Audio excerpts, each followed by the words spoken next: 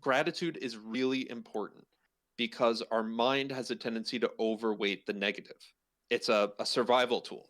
Our brain gives negative events more weight because those are the things that are more likely to kill you, essentially. Right. Because of that, our memory can trend negative. Many of us have had the experience of laying down at night, you're just about to go to sleep, and your brain says, here's all the negative shit that you need to pay attention to, and Hmm. how disorienting that is, how hard it is to then sleep. So, gratitude exercises help us recalibrate. We look back and we intentionally highlight the positive things. They don't have to be big, they're often little things. To remind ourselves these positive things are in my life, and that rebalances the My scales. cup of coffee this morning was fucking on point. I have like Mm-hmm. a thermos, 89 cents to refill. It's over 20. It's like a 22 ounce, 24 ounce. Like it's a big one. It actually says "Big Buddy" on it. It's a big mug. And uh, shout outs to my Wisconsin friends. um, they know. If you know, you know. And like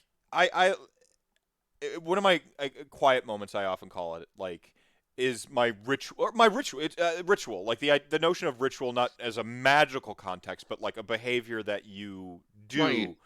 do, with that you give some weight to, that you, maybe I'm accidentally permaing it, I don't know, like, but the notion that ritual matters, and one of my rituals is going in and refilling my thermos. Yeah, I I use the coffee pot at home too, but it's not quite the same as like going in, looking at the display of the various flavors of coffee, going like, today I feel like I will get the rainforest safe Colombian, right? And ooh, I'm gonna splash in a little bit of that, of the amaretto coffee because they haven't had that one out in a while. And so then I get my coffee, and then I go over and I look at the display of syrups, and I don't really like the syrups. I'm not really feeling them today, but like today, I'm gonna give it one pump of the caramel, some half and half, Mm.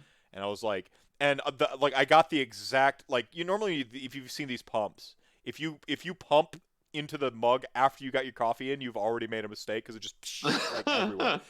And so There's just as the caramel stream goes in, a stream of coffee goes out. yeah, it just like a, and I did it like the amateur way, is like, because I already had my coffee, but then I impulsively, I'm like, oh, I will go for the pump of caramel today, and like it didn't explode. And then when I drank the coffee, like, I'm like, I have to drink this going to line, which for me is a little bit of a faux pas because like I haven't paid for it yet.